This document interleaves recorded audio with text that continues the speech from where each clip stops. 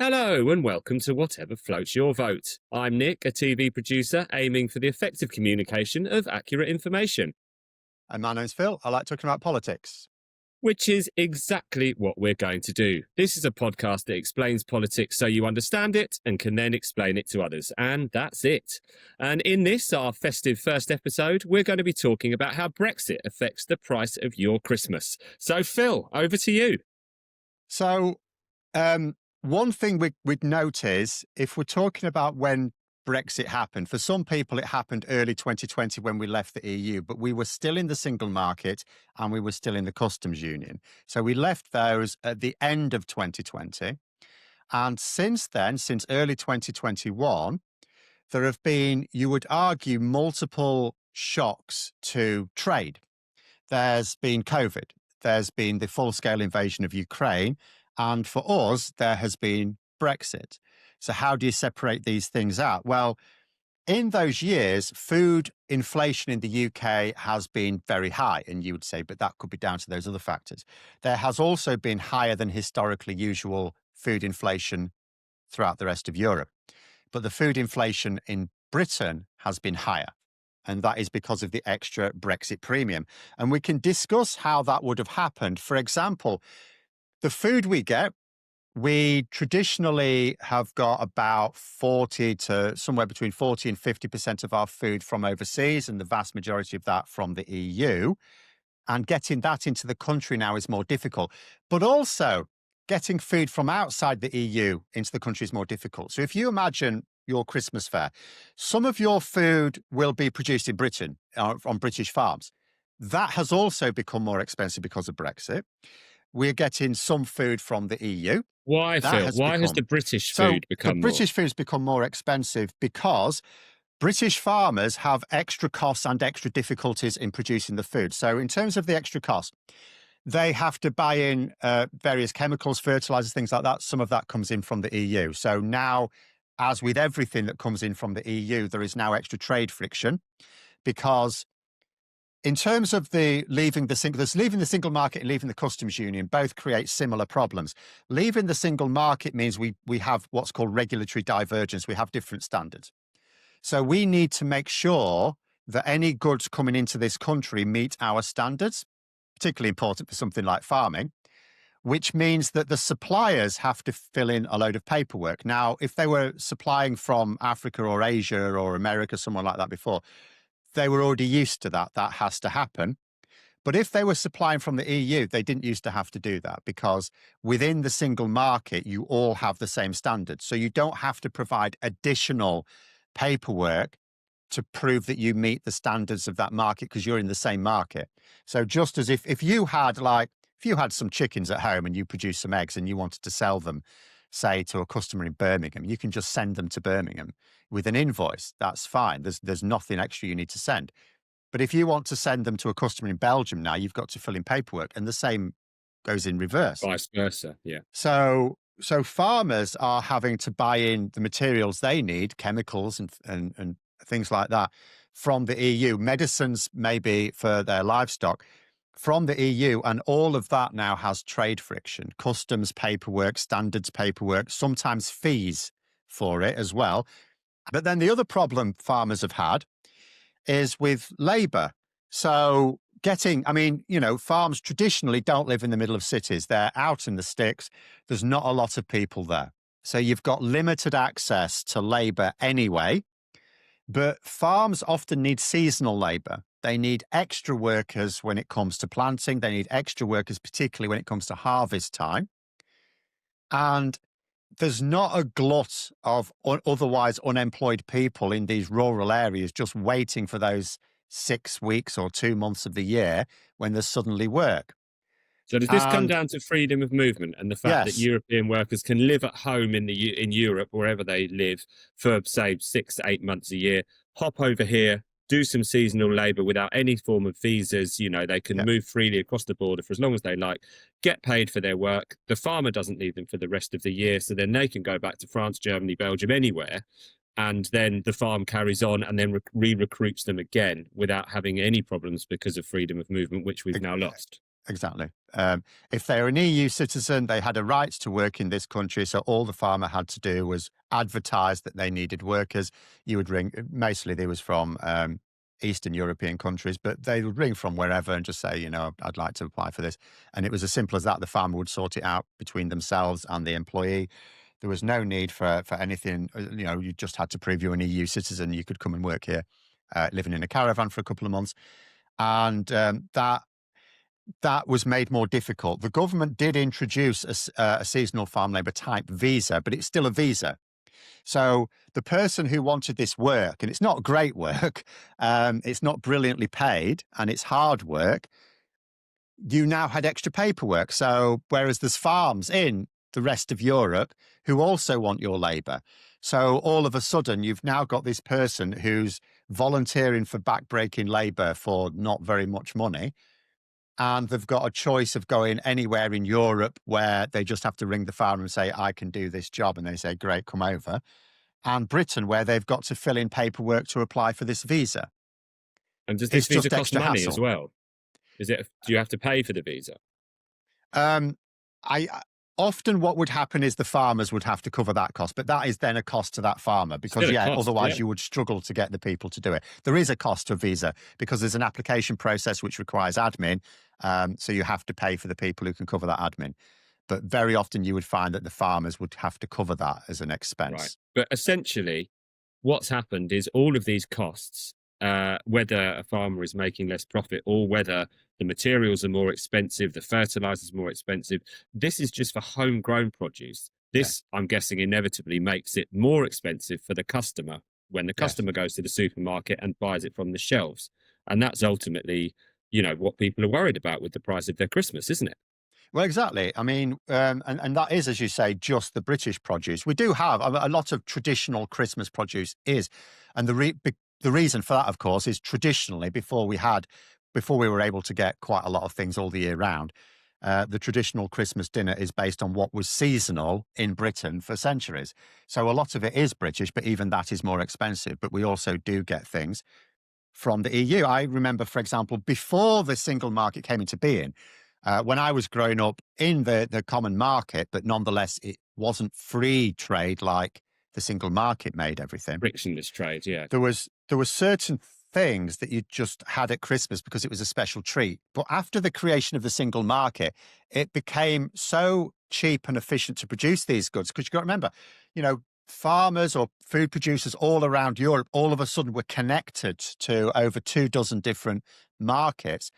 And it allowed them to buy their materials from other countries, friction-free, cheaper, so they could produce their goods more cheaply as well and sell it more cheaply.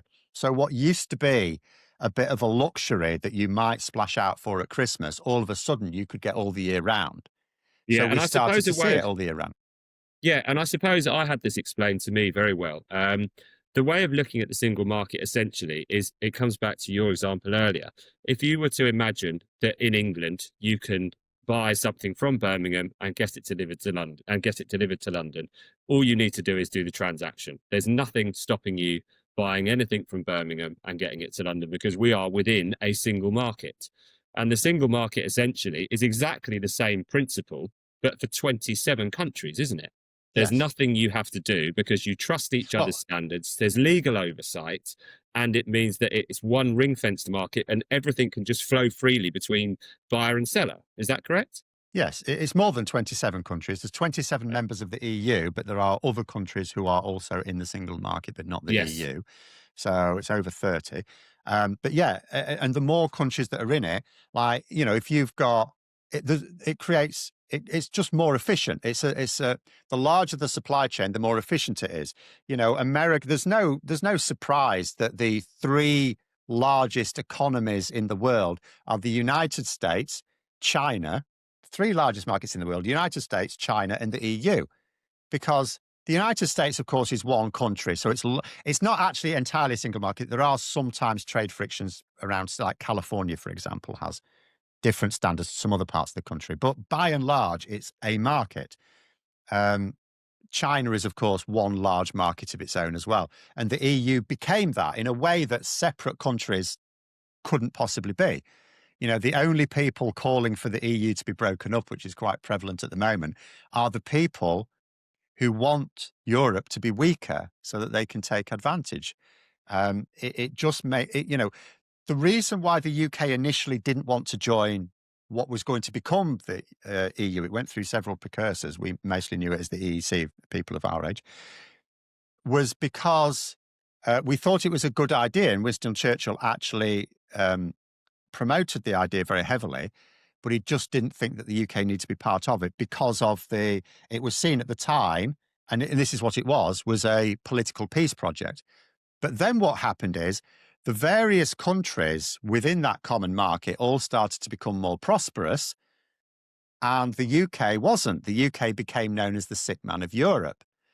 And we looked at it and thought, hang on a minute, we don't necessarily need to be in it for the political reasons, but for trade purposes, this is working really very well.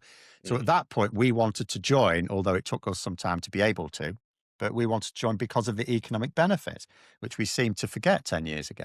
That explains a lot. And I think it is this idea that it's a ring-fenced single market and everything flows freely within it. So if you want to buy something from the continent, there's nothing stopping you 12 months of the year. But what we're finding now is that we are returning to that era of seasonal products. Is it because you have to guarantee you're going to sell things, or because people are willing to pay a premium at Christmas? So one of two things will have to happen, and we have never had a debate about this in this country. Actually, in theory, we don't have to go completely back to the way things were before the single market, because the single market does still exist.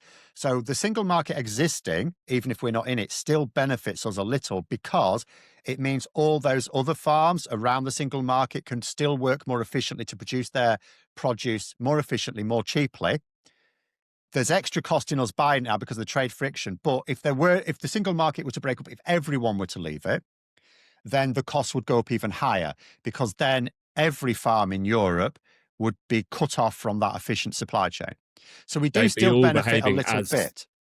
Yeah, they'd all be behaving as the English farms are, yes. British farms are now, as you described earlier, higher price for all of the things they need to grow their produce and feed the animals, all of that sort of everything would go up in price. Everything that those farmers need, the labour, the fertilisers or the chemicals, that would all go up in price.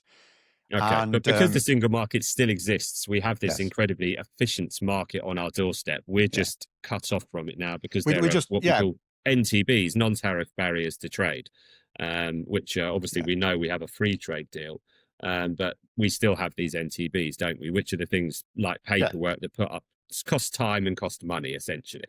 And also, as well, there has to be more checks, because anything coming into our country, we need to make sure is suitable for our market. So that's in terms of standards, but also there may be duties, import duties applicable. So there's lots of paperwork that has to be checked.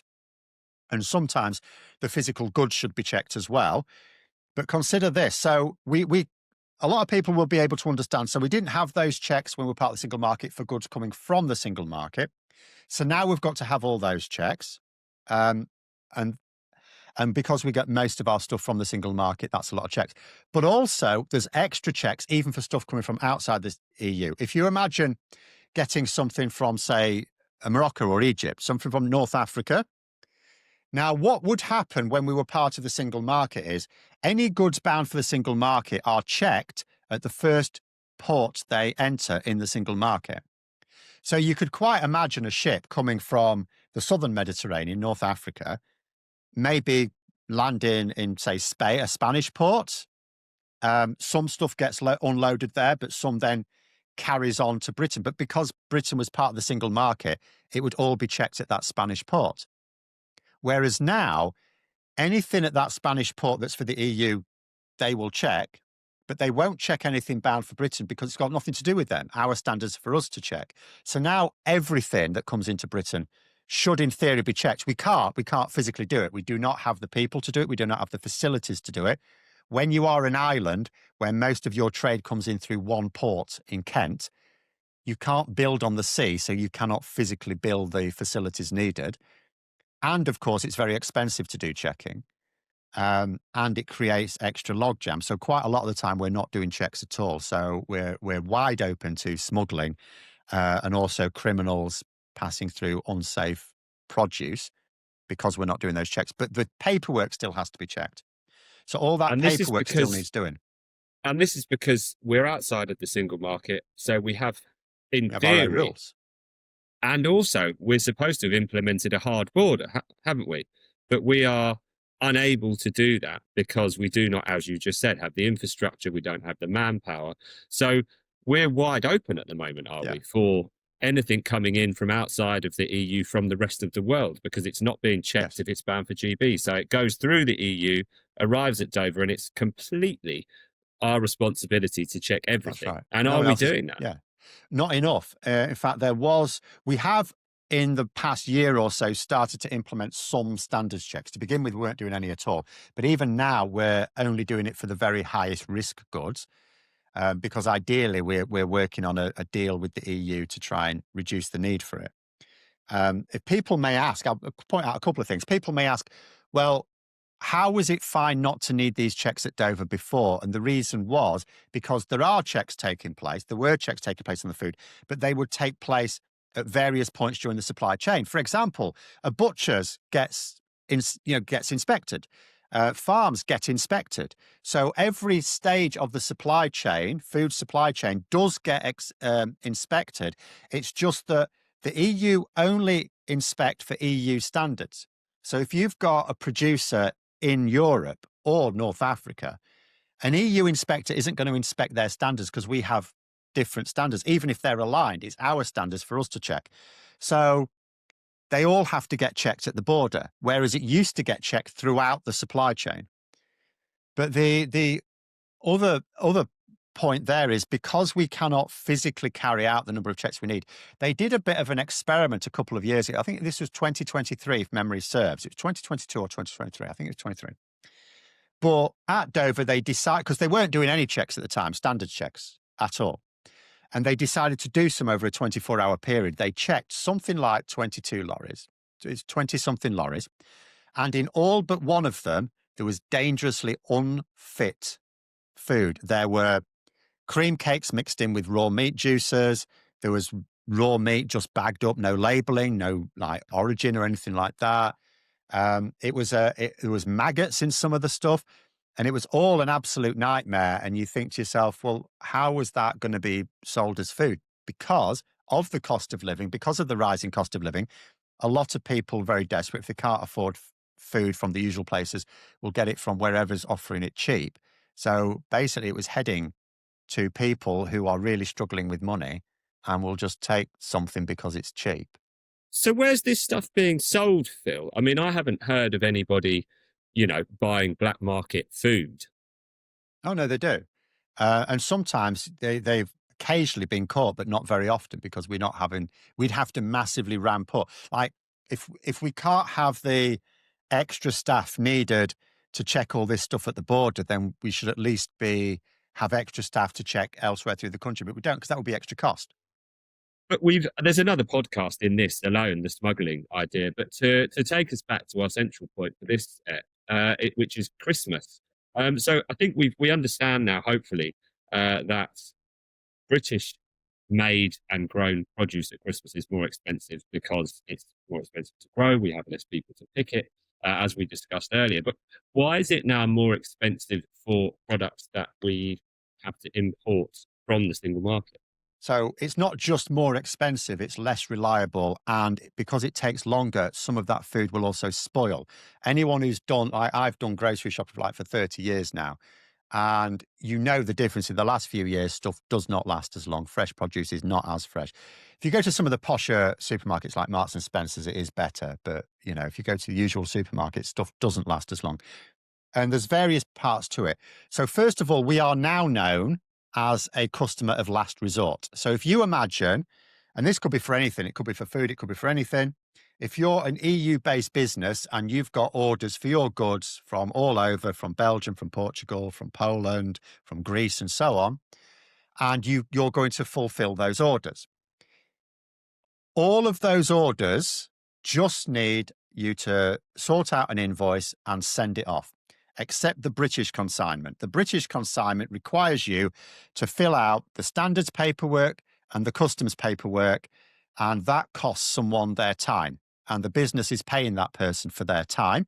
It's also not a straightforward process. It's one of those things, when you do it all the time, you can get used to it. But are you going to do it all the time? Most of your customers don't require this paperwork, only Britain. So unless you're a large producer selling to a large UK supermarket who's putting in orders all the time, you don't have that expertise. It's like I used to sometimes as a teacher, you'd get some training on something. It always used to make me laugh when they would try and train you on something before summer, and then you come back after summer. It's like, I've forgotten how to do it now.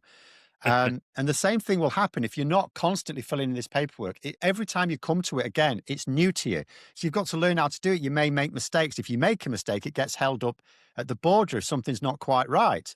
And if you're talking about fresh produce that's not frozen or anything like that, it's fresh produce, it's going off from the moment you pick it. And so you're sending it now. You've got to fill in all the paperwork. So which consignment are you going to fulfill first? You're not going to fulfill the British order first. You're going to leave that till last because it's a hassle and it's more costly. And although you can And I suppose charge also more for it, you'd also favour, if you had a certain, say you had 100 of any unit, you would obviously, I'm guessing, much rather sell to the hassle-free yes, customers that don't have the paperwork. that is exactly what happens. And we've seen this happen several times in this country.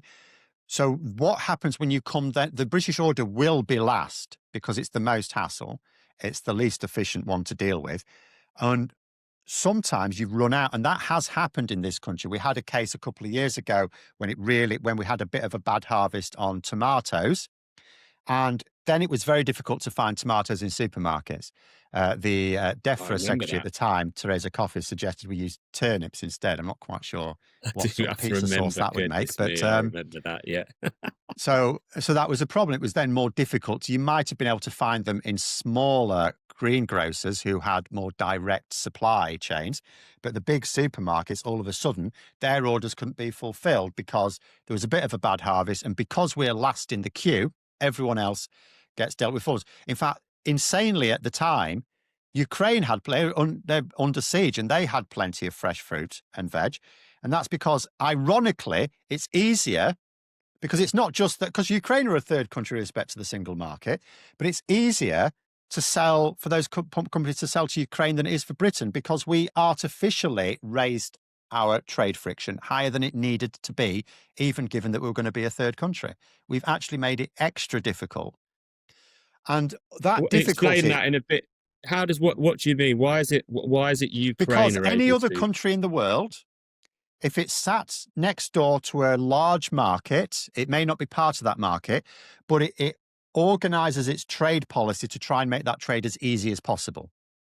Whereas we were doing the opposite. For political reasons, we felt, or the government felt, that it had to make that trade because we were doing what no other country in the world has done outside of wartime. We diverged trade policy.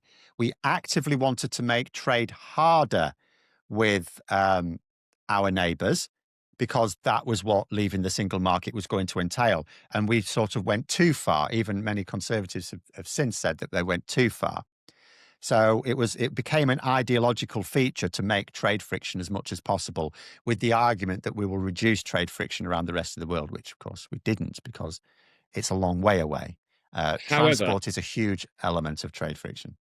But if there's that same delivery that's headed bound for GB that arrives in Spain from somewhere outside of the single market, and there's a consignment on there bound for GB of really dodgy meat, there's also a consignment bound for Ukraine of the same dodgy meat.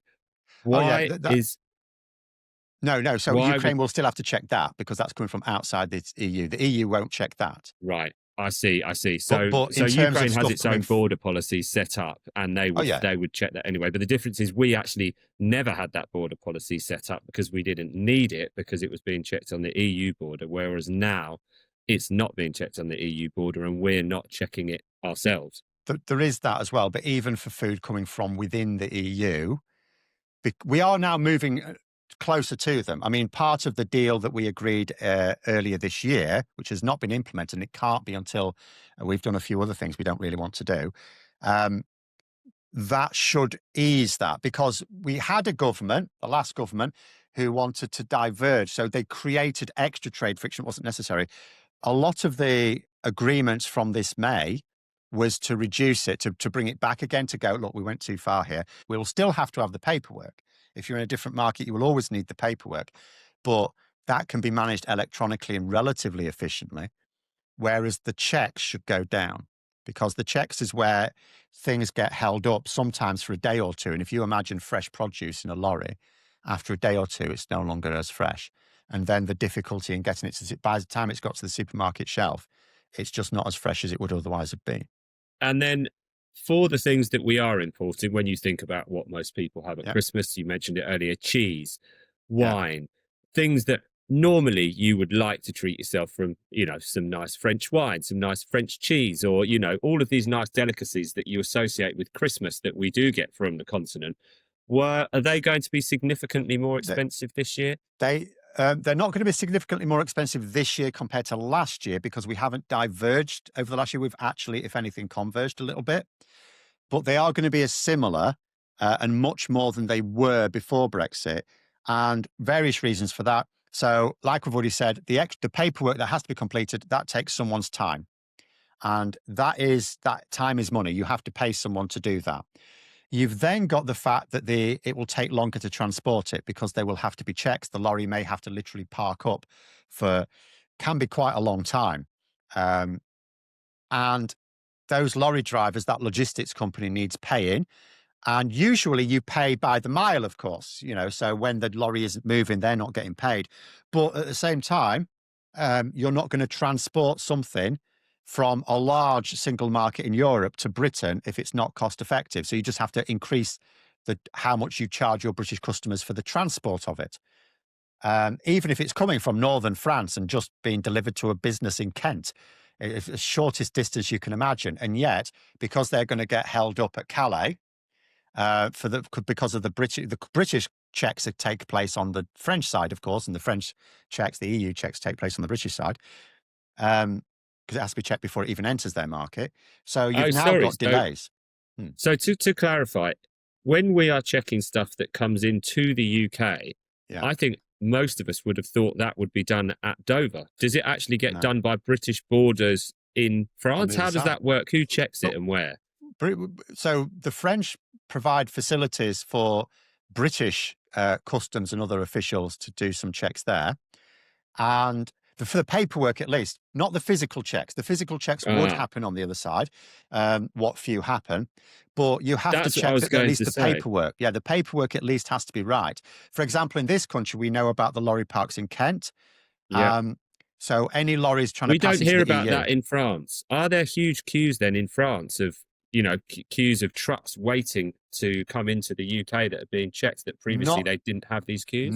Not as bad, because they have better facilities, because they spent years preparing for it. Whereas we spent no time preparing, because our government was trying to pretend that Brexit would have no negative impacts. And if you'd have started building a load of lorry parks a few years out and building up customs posts and hiring lots of people at great public expense, it would have been a bit of an indicator that all was not well. So that's why when the Kent lorry park started to be built, it was a bit of a surprise to the locals, because they just suddenly popped up overnight after we'd left the EU. So who would have paid for that French expensive border for paperwork checks? Would the EU in general have paid for that? Yeah. They would have done that. So that's split between 27 countries, whereas the cost of our own border force and this hard border falls obviously now totally on our shoulders. Yes. And again, very good. Because it is too expensive, we're largely doing without it. So we're trusting to luck. We know that EU standards are very high, and we know that most suppliers are going to be honest. So we know that. So we're obviously taking a bit of a risk, but we know that most of the stuff that's going to be coming through is going to be of decent standard. But again, not everything. There are criminals in the EU. And also there's a bit of a problem with livestock. It could have a disease if we're not checking it. No, it's no one else's job to check it. It's our job to check it. Yes, it's always the onus is always on the importer, isn't it? Yeah. Again, we have a shared responsibility while we're part of the single market, but we're not part of the single market. So the EU have no responsibility to check our stuff. And as an importer as well, something that I learned relatively recently is that because we're not in the European Court of Justice, or the ECJ has no oversight Yes. over us anymore, essentially we haven't got anyone to report stuff to. So No. if you're a British importer and you spend thousands and thousands of pounds on some meat that you want to sell, and that meat suddenly is horse meat or, some awful Yes. meat that you can't put on your shelves, we can't prosecute the seller in Well, France, Germany, Italy, Spain, can we? we can, we just can't do it from Britain. So you would actually have to engage someone in Europe because you would need some presence in the EU to do it. You'd need an office in the EU. Wow. That doesn't sound very good. No, and this is why when some people are complaining about the fact that we are working on close arrangements with the EU, and part of that is going to accept that the ECJ will have a role. And some people complain about that, but it works both ways because it means that we could also engage the ECJ if we are ripped off by an EU supplier. It's protection for our own businesses, right? Yeah. Courts are always protections for people, effectively. They adjudicate on law. It's all right you saying you've sold me something that wasn't part of the contract, but if they disagree, you're ultimately going to need an arbiter. If I was to buy something from the EU, a small seller, and it wasn't what I thought it should be, there's not really a lot to be done about it. Right. Okay. Very, very interesting. But I suppose, in essence, what we are saying is that this Christmas won't be any more expensive, really, than last Christmas, because we have implemented to a certain extent Brexit. So we are now just in general going to be paying more, both to grow our own goods here and sell our own goods here. They'll be more expensive because it's more expensive to produce here, but also it's always, unless something changes, it's just more expensive now to import as well. Yes. And again, it takes longer. And when it takes longer with fresh produce, it's going off on that journey. So that journey taking an extra couple of days means that it might take more than an extra couple of days, because remember what I said, we are the customer of last resort. So they're going to fulfill your order last. But that also means even if they do have enough to fulfill your order, you're still last, which means it might have been sat around for an extra day before they dispatched it. So it could take several days longer than it would have done in the past to arrive, which means that several days of freshness gone. So by the time it makes it to the supermarket shelf, it's not as fresh as it was. And that is why people will have noticed over the last few years that when they get fresh produce these days, it does not last as long. And that even includes British produce, because we also have a problem with lorry drivers. Because if you imagine all those lorry drivers, both ways, are taking longer to do their deliveries. Think about a British lorry driver. So who's going to be food comes from the farms in this country, farms in Europe, and it goes to a distribution centre. It doesn't go directly to your Tesco Express or something. It goes to a distribution centre. And then from the distribution centre, Tesco or whoever, Aldi, whoever it is, sends it on their lorries to the individual shops, the individual stores. And you need lorry drivers for that. There's only so many lorry drivers. And some of those lorry drivers are taking goods. British lorry drivers are taking goods into the EU. Now, there's multiple problems there. The first of which is it's taking them longer. Well, for every extra day that they're just sat around waiting for clearance, that means they're not on with their journey. They're not back again to do another trip. So there's fewer trips they can do. And also we have this problem in the EU as well. It used to be the case a British lorry driver could go into the EU, drop a load off. Obviously, lorries, when they're empty, don't get any money because they're not transporting anything. So you drop a load off, and then your logistics team works out where you can pick up another load nearby, pick that up, drop it off somewhere else, and you do a circuit. So you're not just picking something up, taking it to France and bringing it and coming back, because that's wasteful. So you're constantly transporting something somewhere. You do this whole circuit. You can't do that now. British lorry drivers can do like 2 drop-offs. But the same applies to EU lorry drivers. EU lorry drivers in Britain, same thing. So they cannot do an efficient circuit either. So that means there's more of the time when lorries are empty, when they could be transporting things. So that effectively removes lorries off the road. But why Because when you've got an empty lorry, it might as well not be there. But why can't an EU driver cross cross full, and then pick up a pre-arranged order with the relevant paperwork, take it to Dover and cross back again? They can, but what they can't do, let's say this EU lorry driver is delivering something from Spain to Aberdeen, right? That's coming a long way through Britain. And then they drop it off. And then what? They come all the way back with an empty lorry. Now, they can do a couple of drop-offs. They can pick up a couple of things. But when you've done that, there's still going to be significant sections of that journey where you're not carrying anything, so you're not earning. But what's the difference between when we were in the EU? Because it could do as much as it likes. It could go to Aberdeen, drop it off. It could pick something up from Aberdeen, take it. My geography is going to fail me now. Take it to Durham, drop it off there, pick something from Durham, take it to Leeds, drop it off at Leeds, pick something else up at Leeds, But go why to Doncaster. can't they do that now then? Because of rules. Because that would be free. That would be free movement. Because that would be allowing an EU lorry driver to freely work around Britain. So they would need a working visa. Yeah. So there has to be impediments now. So that it works EU both ways. driver, so if that EU driver did now want to do that, which they're not, they would need a working visa. No, you wouldn't get it. It's just can't. There's special rules for transport, for logistics. You can't do it. Wow. You can have two. Yeah, I think it's like two drop-off. I think it's like 2 extra pickups you can do, which is inefficient. So that means we already don't have enough lorries. The delivery in the first place, does it? Sorry? I suppose that puts if you're the Aberdeen importer, I suppose that delivery is now more expensive, which means who pays for that? Essentially, we do every time we go to the supermarket. Because the lorry company has to make money. But it means two things. It means, so it is more expensive, but also it means we're effectively taking lorries off the road, because an empty lorry is like not doing anything useful. So that means you don't have as many lorry drivers to even deliver from intra trade, delivering from a Tesco distribution centre to a Tesco store.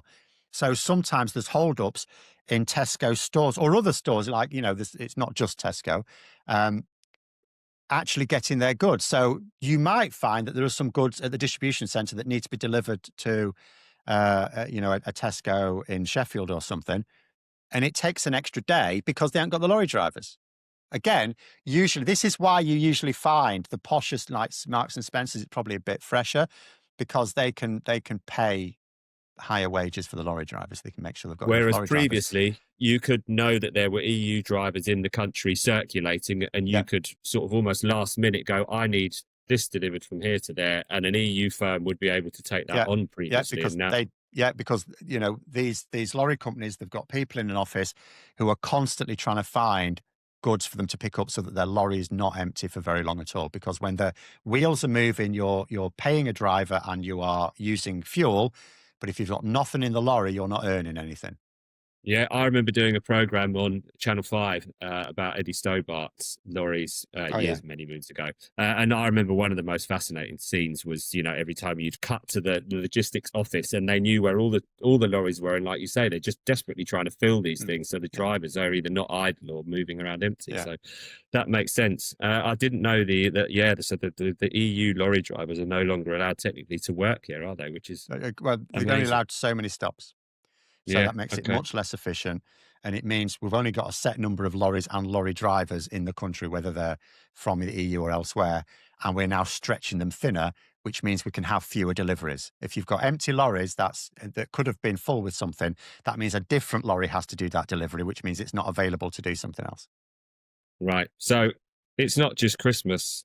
It's everything that's going to be keener at Christmas, because that's when you've got the maximum amount of trade. So that's the maximum. That's when you're working at maximum, and where you've got an empty lorry at that time of year, then that's really stretching it. So when you're trying to have your maximum trade, there are just some things that cannot get delivered.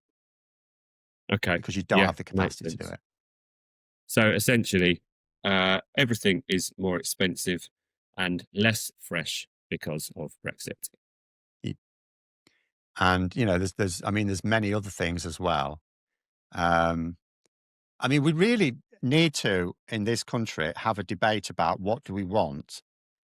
Do we want to, because we don't have this capacity, and people are constantly frustrated about it, the cost of living because some of it is very much driven by this problem we have. We don't have the capacity to supply ourselves like we used to. We don't have those efficient supply chains. And yet people want the produce.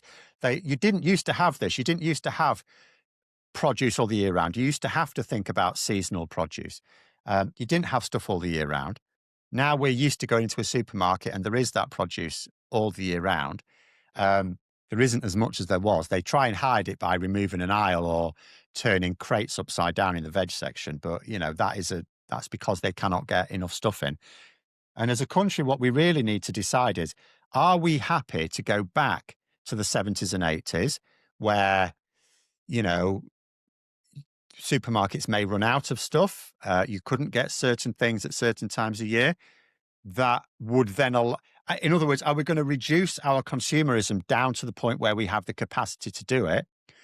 Or do we want to maintain that level of consumerism, in which case we need to remove that trade friction, because you can't have both. You cannot increase trade friction and have the same amount of trade. It's not mathematically possible. No. And as has been pointed out, less choice, higher prices, essentially. Yeah. So the obvious question here, Phil, is that it seems that nobody really thinks leaving the single market is a good idea. It's bad for business. It's putting our prices up. It's meaning we have, for example, shorter shelf life of goods. Freedom of movement of these goods is now being restricted. Do you think the main reason that we left the single market and are probably not talking seriously about rejoining it is because of the huge fuss that would be kicked off if we started to talk about having to return to the freedom of movement of goods, services, capital, and people? I think the major sticking point is the freedom of movement of people. People, and you could understand why people thought it was logical, because people were sold Brexit partly on stopping what was considered uncontrolled immigration. So, for example, if a French citizen can just choose to come and live in Britain and work in Britain, then it's like, well, where's the control then? But the reality, of course, is, and this is counterintuitive, the reality is that leaving the EU actually made immigration increase massively. And I get how that's difficult. It's like, hang on a minute. So how does that happen? And it's because someone in the EU, particularly from Northern Europe, just working in Britain can just come and work in Britain, and they can pop back home every now and then and carry on like that. And some do. Whereas if you're going to come and work in Britain from Africa or Asia, you can't just keep popping back. So you're going to bring your family with you. And that was one of the things that massively increased the level of immigration. It was what you would call, dependents, although they're not all dependents in the same way we would understand it. And what you need to do is explain to people that actually immigration could be reduced if we had freedom of movement. Well, it could be reduced. And that is counterintuitive, of course. And because no one's really explaining this to people, you can show the proof of it now in a way you couldn't in 2016. You could show the proof of it. It's like, well, this is when we left the EU, and this is when immigration skyrocketed. And the only reason we've got it down now, net migration, is by artificially restricting incredibly useful migration, such as foreign students who literally just come into this country, spend a few years dumping money in this country, and then leave. Propping up the universities. They're not, they don't get any right to settle with being a student visa. It's just here for a certain amount of time for their studies, and then maybe a year or two after for some work. And then they'd have to apply for a work visa if they wanted to stay longer. That's the same process for anyone, whether a student or not. So we're just sending away lots of money. Because a student is a super tourist. Like, we wouldn't argue about sending away foreign tourists because, well, they just come into the country, dump a load of money on us, leave after a week or two. So why are we doing the same thing for people who dump more money on us over several years, and they're fit and healthy, they pay extra to be able to use the NHS, and they're not likely to need to use the NHS because they're young and fit and healthy. And that's a big part of how we got net migration down again. part of it was also because there was an extra surge because of the asylum granted to Hong Kongers and Ukrainians, which was naturally going to subside as well. But yeah, we're starting to now we're artificially restricting visas for NHS staff. We're going to have problems recruiting nurses and doctors because of our tighter visa controls now. Who wants that? So, but if we accepted freedom of movement again, then we could actually have immigration go down naturally without having to artificially restrict useful migration, such as from students and professionals for which we do not have enough homegrown talent, for example, staff in the NHS. Well, I think that is episode 2 already ready to go. So maybe we'll go and have a deep dive into that next time. Well, Phil, that's been thoroughly eye-opening and hopefully has been to everybody watching and listening as well. But I think that's all we've got time for this week. We hope you've enjoyed watching or listening, and please like, share and get the message out there. Phil, thank you very much. Thank you very much.